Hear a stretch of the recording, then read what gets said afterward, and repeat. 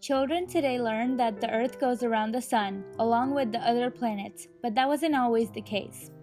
Centuries ago, before satellites and telescopes, people didn't know how the universe worked. All they could do was make up theories based on their angle from where they saw the sky. The journey to our current view of the solar system was expanded by a man named Nicholas Copernicus, who suggested that the Sun, and not the Earth, is in the center of the universe. Although this theory, referred to as heliocentrism, was first mentioned by Greek philosopher Aristarchus, it was not seriously considered until Copernicus.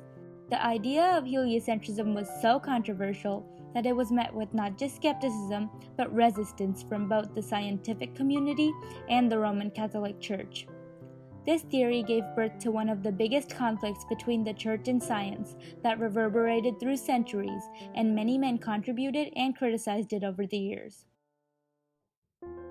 The implications of the Copernican theory can be best summed up by philosopher Johann Wolfgang von Goethe, who said, "Of all discoveries and opinions, none may have exerted a greater effect on the human spirit than the doctrine of Copernicus." The world had scarcely become known as round and complete in itself when it was asked to waive the tremendous privilege of being the center of the universe. A philosopher named Aristotle thought that the Earth was stationary in the center of the universe and all the celestial objects revolved around the Earth. But astronomers started noticing that sometimes a few planets seemed to move backwards all of a sudden. This is known as retrograde motion, and it was observed for Mars, Jupiter, and Saturn. Another philosopher named Ptolemy tried to explain this by including epicycles, or circles within circles, in the orbits of the planets. This model of the universe, called the geocentric model, became embedded in Christian beliefs. Then, in 1515, a man named Nicholas Copernicus decided to challenge that. Copernicus was born on February 19, 1473, in Torun, Poland, to Nicholas Copernicus Sr. and Barbara Watson Road. He enrolled in the University of Krakow in Poland in 1491. Copernicus was in fact sent to Italy to graduate school to study both regular law and canon or church law. But while he was at it, he got some tutorials in astronomy. But all the time, he was keeping up, buying astronomy books. And that was very important because Copernicus did live in the early days of printing, and it made it possible for him to get a lot of material that way. He believed Ptolemy's model was too complicated to occur naturally. Ptolemy also placed the Earth at an eccentric, or not perfectly at the center of the orbits. Copernicus said that the Sun was the center of the universe, and after the planets there was a sphere of immobile stars. He also claimed that the Earth rotates every 24 hours on its axis to explain the rising and setting of the Sun. But this went against normal common sense and conflicted with the beliefs of the Church at the time. The whole thing was completely ridiculous. If the Earth is spinning around every 24 hours and you throw a stone up into the air, it's going to land in another county. And think of the poor birds. So Copernicus was going against all common sense.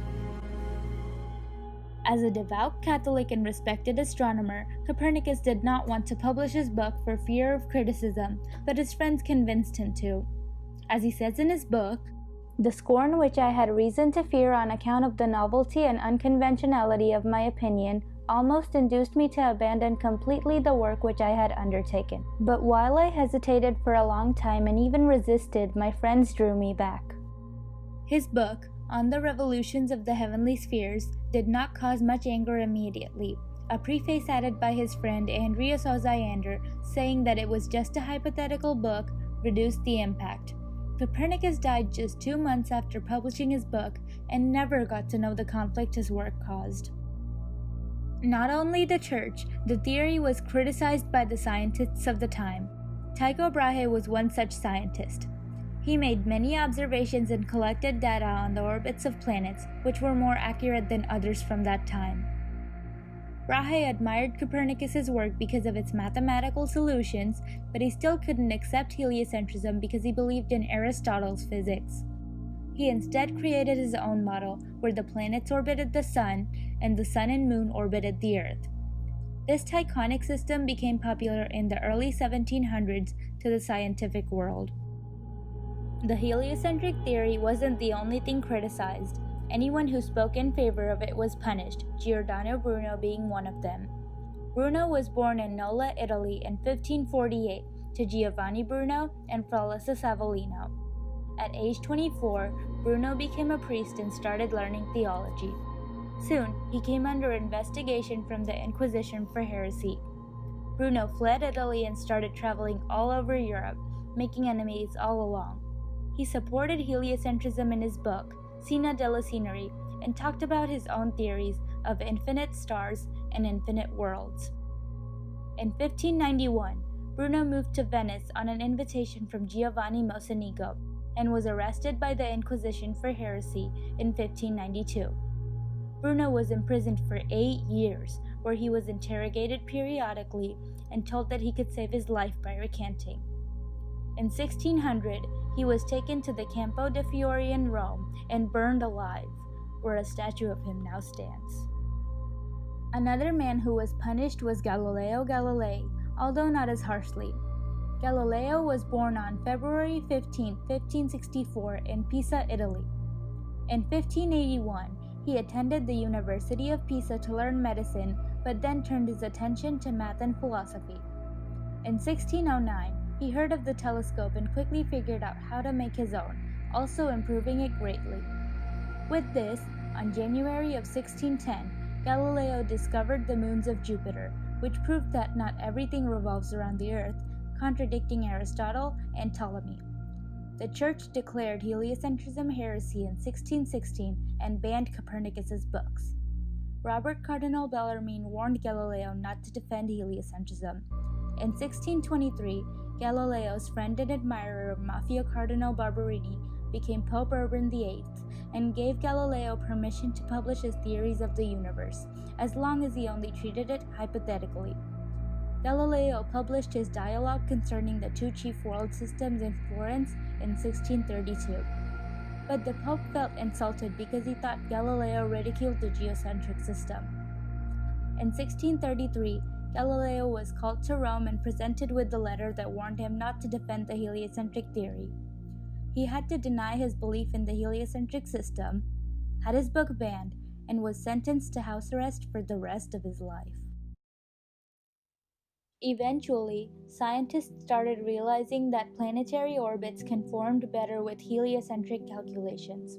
Johannes Kepler was one such scientist who used Tycho Brahe's data to conclude that the planets did revolve around the Sun. However, unlike Copernicus, he proposed elliptical orbits. By the year 1687, Isaac Newton's laws of motion and universal gravitation explained Earth's journey around the Sun and scientifically confirmed heliocentrism. As the theory gained popularity, Copernicus's book was removed from the list of forbidden books in 1758. In 1822, the Church lifted the ban on Galileo's dialogue and agreed to accept published works concerning heliocentrism. Finally, in 1992, Pope John Paul II declared that the Earth did move around the Sun and that theologians were wrong in literally interpreting the Bible. He said, "The geocentric representation of the world was commonly accepted in the culture of time as fully in accord with the teaching of the Bible, some of whose expressions, taken literally, seem to be claims of geocentrism. The problem faced by the theologians of the day is that of the compatibility of heliocentrism and Scripture. Paradoxically, Galileo, believing sincerely, was more insightful on this point than his theologian opponents.